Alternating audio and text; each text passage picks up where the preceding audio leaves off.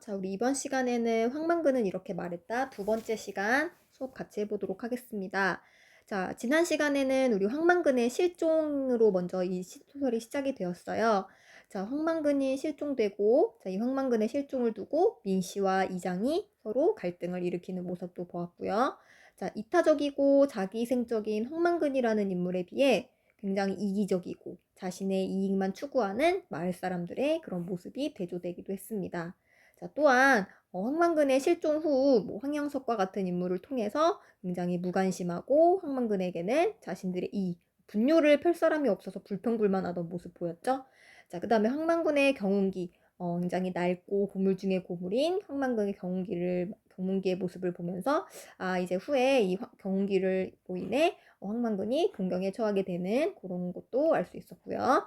자, 그 다음에 자신을 돌보지 않는 황만근, 굉장히 이제 다른 사람을 위하고 하면서도 자신을 위해서는 잘 이제 하지 않았던 그런 황만근의 모습도 볼 수 있었습니다.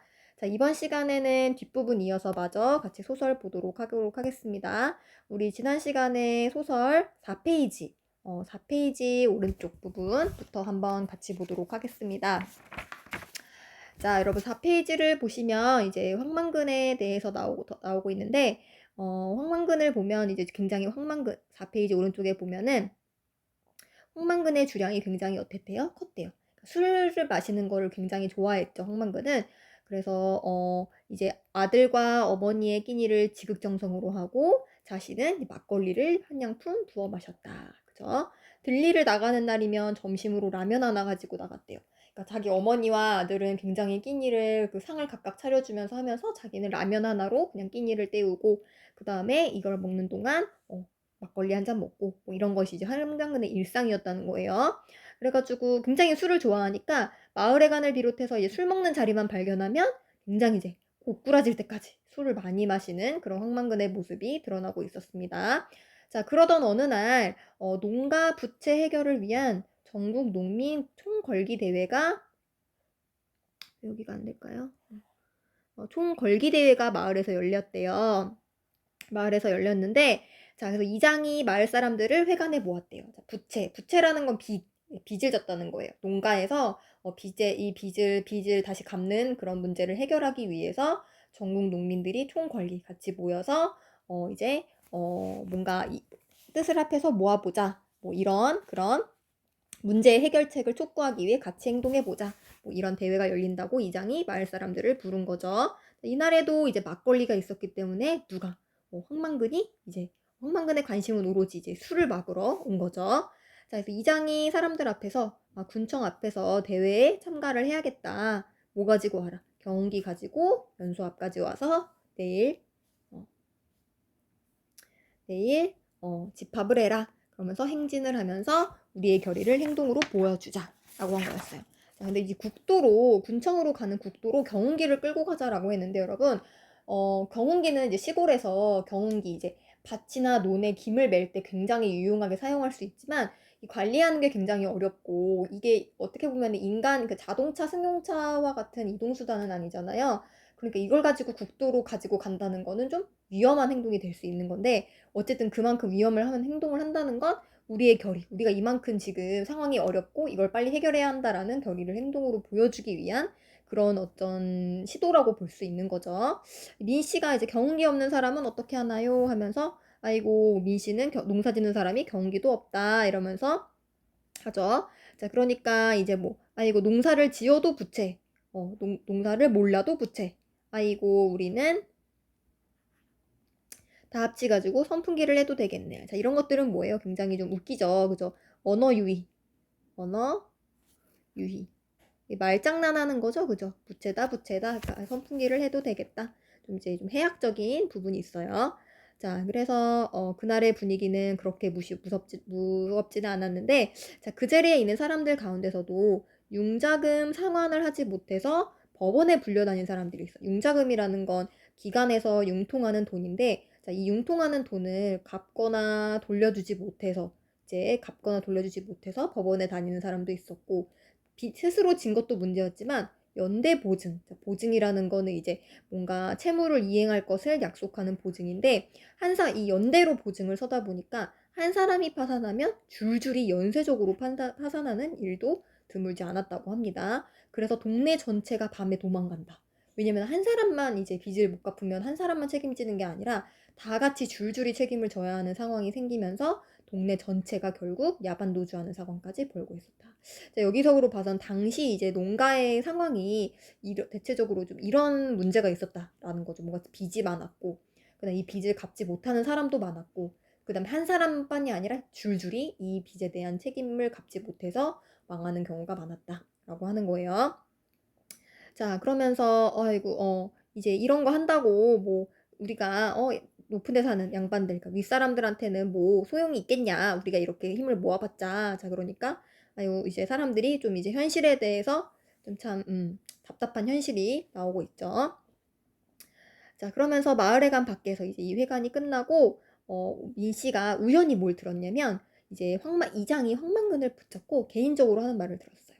만근이 자네 같은 사람이 앞장을 서야 된다 이러면서 이제 그 이장이 이 황만근한테 부탁을 하고 있죠.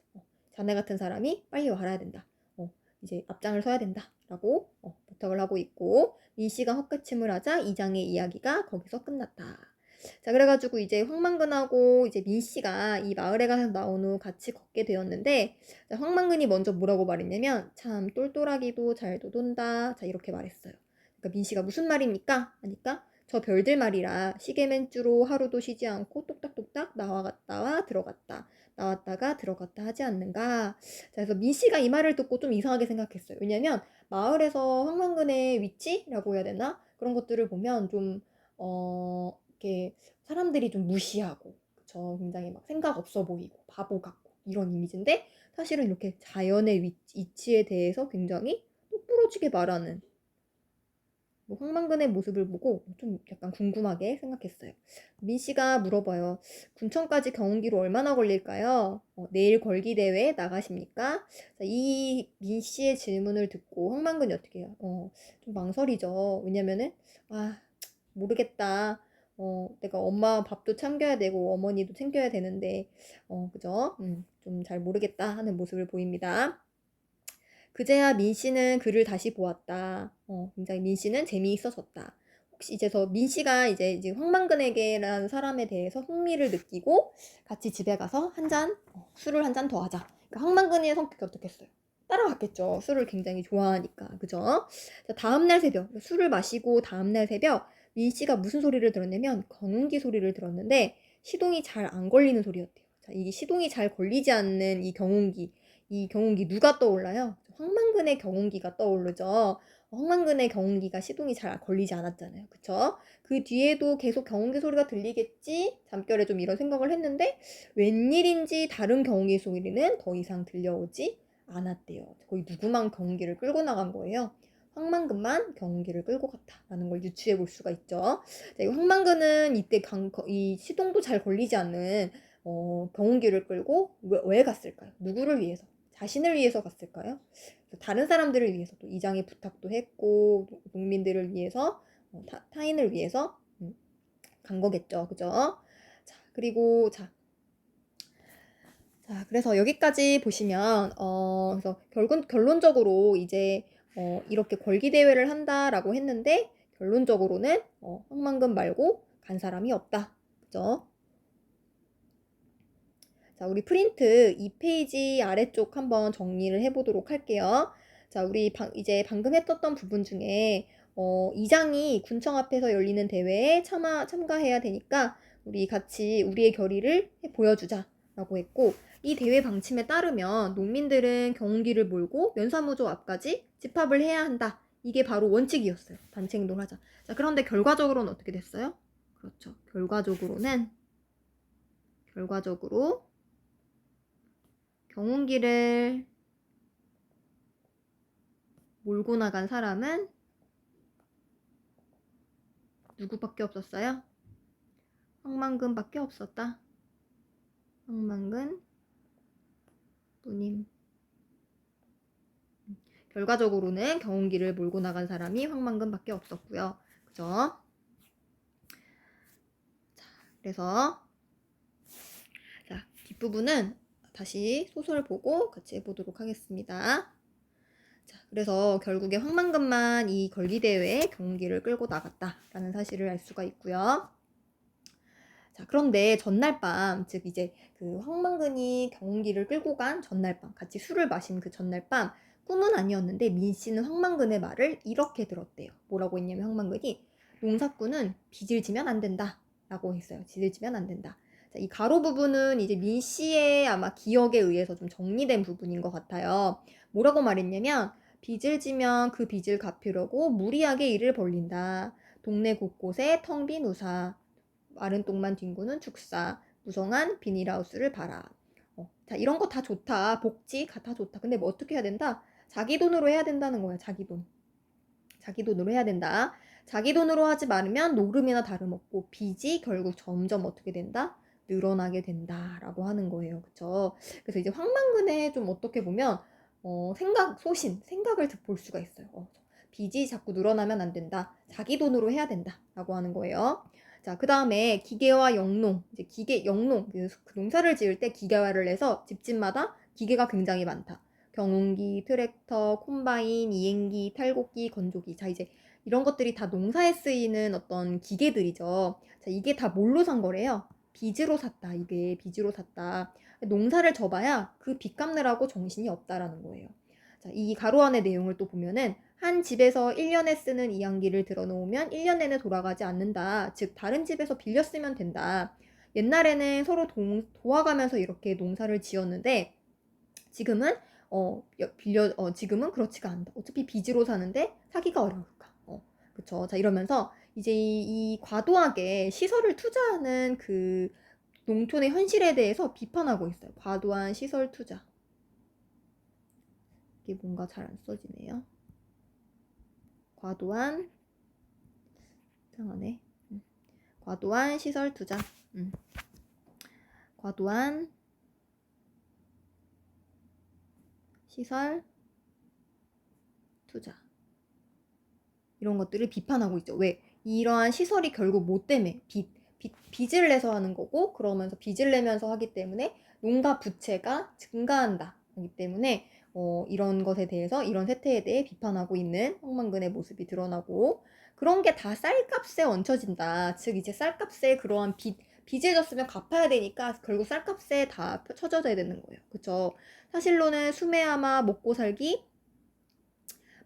간당간당한 돈을 준다. 대신에 빚을 준다. 그쵸? 자금을 대준다고 하는데 둘 다 안 했으면 좋겠다. 자, 그러니까 뭐냐면 자꾸 이제 빚을 갚으려고 이 그러니까 뭔가 자금을 빌려주는데 이 자금을 빌려주는 게 사실은 그냥 돈 주는 게 아니잖아요. 빚을 내서 돈을 빌려주는 거잖아. 그럼 이 빚을 갚기 위해서 또 무리하게 그쵸 하게 되고 그게 또 쌀값에 얹혀져야 되는데 그리고 쌀을 팔아서도 그 빚을 갚을 수가 없어서 부채하게 되고 연대보증서게 되고 막 이런 현상들이 줄줄이 일어나게 되는 거죠. 자, 집에 들어갈 양식 곡식 찍는 사람이 그 고마운 곡식 양석한테 장난치겠나. 해로운 농약 뿌리고 나쁜 비료 쳐서 좋은 열매. 농사에 대한 또 소신. 그러니까 뭔가 농약을 뿌리고 나쁜 비료 치고 이런 것들은 좋지 못하다. 그러면서 이런 농사를 짓는 방식에 대해서도 비판적인 생각을 가지고 있는 황만근의 생각이 드러나고요. 이런 게 근데 다 뭐냐면 뭐 갚는 거야? 빚 갚게 하는 거야. 그치? 뭔가 빚을 주는데 마치 용돈 주듯이 돈을 빌려주는 거는 결국에는 농사꾼을 나쁘게 만든다. 이 정책에 대한 비판이죠. 정책 자금, 선심 자금, 농어촌 구손 어쩌저쩌 자금 빌려줄 때는 하더니 상환 능력, 갚을 능력이 없는 사람들을 파산지경으로 몰아놓고 빚을 안 갚는다고 한다. 그러니까 뭔가 이제 돈을 빌려준다는 거에 대해서 굉장히 이 자금을 빌려주고 더 좋게 한다고 하지만 사실은 그게 빚쟁이로 만든다라고 하는 그런 정부의 어떤 정책에 대한 비판 의식도 담겨 있습니다. 그죠? 자, 그래서 이제 황만근이라는 사람에 대해서 조금 좀 다르게 그쵸 볼 수 있는 이 민 씨와의 대화에서 그죠 이게 민 씨와 술을 먹고 나누는 황만근의 대화에서 이러한 민 씨의 농촌 현실에 대한 비판적인 의식, 자신의 농사에 대한 생각 이런 것들을 좀 확인할 수 있습니다. 자, 그 다음에 마지막 볼게요. 자, 이 마지막 부분은 좀 이 소설에서 좀 약간 특이한 부분이에요. 여기부터라고 보기보다는 자, 일주일 뒤에 황만근이 돌아왔다. 자, 황만근은 돌아왔는데 어떻게 돌아왔대요? 그의 아들이 그를 안고 돌아왔다. 한 알이밖에 안 되는 그의 뼈를 돌아왔다. 점층적인 표현이죠. 돌아왔는데 이제 결국에 이 사람이 어떻게 돌아온 거예요? 어떻게 돌아왔냐면 죽어서 돌아온 거죠. 그죠? 경운기도 돌아왔고, 그죠? 결국에 황만근이 죽었다라는 사실을 알게 되었습니다. 자, 프린트 잠깐 정리할게요. 자, 프린트 3페이지 첫 번째 보면은 자, 황만근 죽음의 의미를 봅시다. 결국 황만근은 실종을 했고 결국 죽어서 돌아왔죠. 그죠? 자, 이 황만근의 죽음으로 황만근의 부재를 마을 사람들은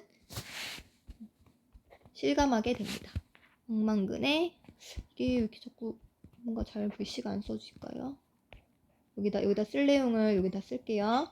황만근의 부재 실감. 펜이 좀 이상하네. 황만근의 부재 실감. 황만근의 부재 실감. 그래서 황만근이 없어지고 나서 이 사람이 굉장히 마을 사람 일을 많이 하는데도 멸시당하면서도 매우 중요한 인물이고 이웃에게 꼭 필요한 인물이었고 이 사회에서 찾아보기 힘든 훌륭한 덕성을 가진 사람이었구나라는 걸 알 수 있었습니다. 자, 그러면 이제 마지막 소설의 마지막 부분만 볼게요. 마지막으로. 자, 마지막 부분은 황만근. 황 선생은 어리석게 태어났는지는 모르지만 해가 가며 차츰 신지가 돌아왔다. 자, 신지라는 건 신령스럽고 기묘한 지혜가 돌아왔다. 자, 황만근을 뭐라고 지칭하고 황 선생으로 존칭을 써서 하고 있죠. 그죠? 뒷부분은 좀 앞부분하고 형식이 좀 달라요. 하늘이 착한 사람을 따뜻이 덮어주고 땅이 은혜롭게 부리를 대어 알껍질을 가져왔다. 후년에는 어때요? 누구보다 지혜로웠다. 누구보다 지혜로웠고 가르침도 함부로 담기지 않았다. 늘 부지런하고 근면하였다. 그죠? 황만근에 대한 굉장히 칭찬. 그죠? 황만근에 대해서 평가하고 있어요. 빛만 남는 농사에 뼈를 상았다 하지만 개의치 아니었고 즉 자신보다는 남을 내세웠고 또 어머니 봉양을 극진히한 효자였다. 하늘이 내린 효자였고 이해심 많은 아버지였다. 황만근의 전체적인 삶에 대한 행적에 대해서 얘기를 하면서 굉장히 황만근의 이타적이고 성실하고 이런 삶에 대해서 예찬하고 있는 것을 볼 수가 있습니다. 자, 선생은 천성이 뭘 좋아했대요? 술을 좋아했다. 사람들은 선생이 가난한 건 술 때문이라고 했다. 술을 굉장히 좋아했고 결국에 막걸리 마시고 이제 결국 나중에 죽게 되죠. 그죠? 굉장히 긍정적으로 이제 황만근에 대해서 서술을 하고 있어요. 자, 그 다음에 전일에 선생은 경운기를 끌고 갔지만 경운기를 타고 온 사람이 없어서 같이 갈 사람을 만나지 못했고, 그죠? 혼자서 여러 번 차에 부딪힐 뻔했고, 날씨는 추리고 추웠고, 비도 내렸고, 그죠? 그 다음에 이미 갔을 때 이미 대회는 끝나고 없었고, 이제 어머니 가져다둘 생선을 사고, 경운기에 올라 집으로 왔는데 사고를 당할 뻔했고, 자, 그러면서 어두워지면서 논 옆으로 수레가 떨어졌고, 집에 돌아갈 수 없었고, 결국에는 이 사람이 죽게 되었다. 그래서 여기 보면은 황만근의 이제 죽음의 과정, 그쵸? 죽음의 과정을 자세히 이게 설명을 해주고 있죠, 그죠? 이 사람이. 그래서 결국에는 혼자 아무도 지키지 않는 이러한 약속을 혼자 우직하게 지키면서 결국은 죽음을 당하게 되었다, 죽게 되었다. 이런 황만근의 죽음의 과정을 말해주고 있습니다. 자, 어느 누구도 알아주지 아니하고 감탄하지 않는 삶이었지만 그윽한 경지를 내밀었다. 그쵸? 어찌 사람이 하늘이 낸 사람이라 아니할 수 있겠는가? 라면서 황만근의 어떤 인품, 높은 인품에 대해서 반복해서 강조하고 있습니다. 그래서 여기서 이날에 본디 묘지에나 쓰일 것, 즉 뭐래요? 묘비명이래요. 묘비명. 자, 묘비명이라는 게 뭐냐면 묘비에 죽은 사람의 이름과 경력 등을 새긴 글을 묘비명이라고 합니다. 이 묘비명의 형식을 통해 누가 썼다? 민담회인 민승정이 엮이었었다라고 마치고 있습니다. 자, 이 뒷부분에 대한 설명은 우리 프린트 3페이지에서 더 정리해 보도록 하겠습니다. 자, 황만근에 대한 평가를 보시면 황 선생은 어리석게 태어났는지 모르지만 해가 가며 차츰 신지가 돌아왔다. 서술자가 전통적인 자, 뭐라고 쓰시냐면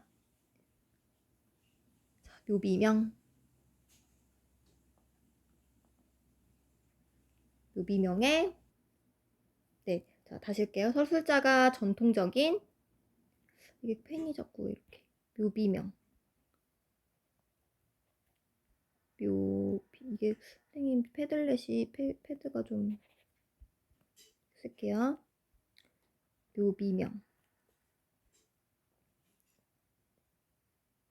묘비명의 양식을 차용해서 황만근의 일생을 총정리하며 평가하는 부분이 지금 이 마지막 부분이 황선생 어쩌고 저쩌고 한 부분. 묘비명이라는 거는 이제 그 묘비에다가 인물의 행적이나 뭐 그런 거에 대해서 쓴 글인데, 뭐 죽은 사람에 대한 경력이나 일생 뭐 이런 것들을 상징하는 말을 쓰는 게 바로 묘비명이에요. 근데 여러분이 보다 보면 이 묘지명이라는 말도 있거든요. 묘지명.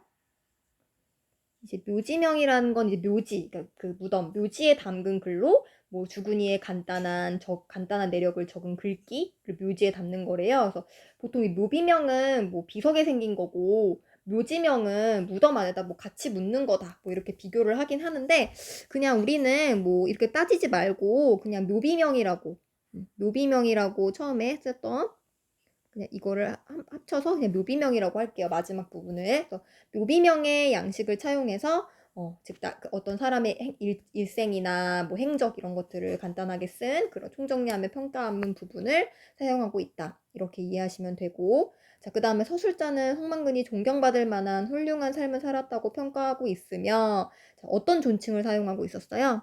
황 선생. 황선생이라는 존칭을 사용하고 있다라는 걸 우리가 보았고, 이 마지막 부분의 이 묘비명 형식은 인물의 죽음을 기리는 효과가 있다. 그죠? 자, 그리고 본문에서 제시되지 못했던 행적과 삶을 또 직접적으로 드러낼 수 있고, 실종과 죽음, 이제 어떤 경장을 통해 실종과 죽음을 이렇게 겪었는지 독자의 궁금증을 좀 해소하는 부분이다라고 볼 수도 있습니다. 자, 그 다음에 이 작품에 나타나는 고정문학적 요소 두 가지를 볼 텐데, 첫 번째는 전이라는 양식을 사용했어요. 이 전이라는 양식은 고전 예전에 쓰였던 산문의 갈래 중에 하나로서, 자, 보통 인물의 행적을 이게 펜이 왜 이렇게 자, 인물의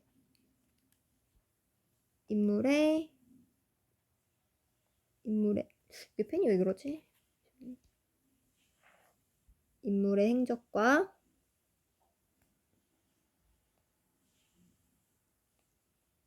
그 다음에 인물에 대한 평가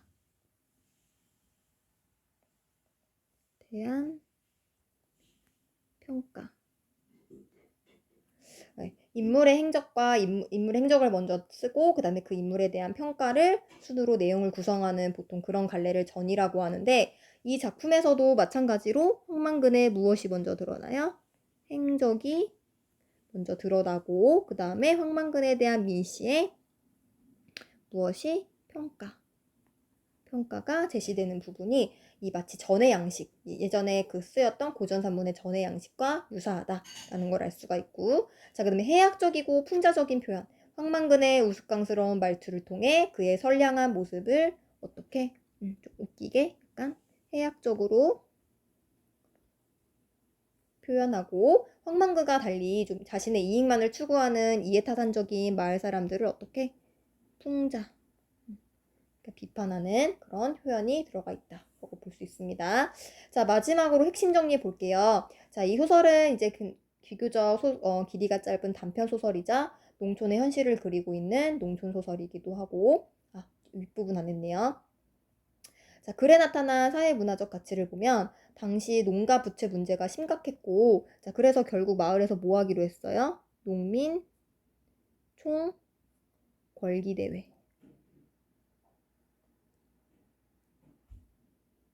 농민 총 걸기 대회. 총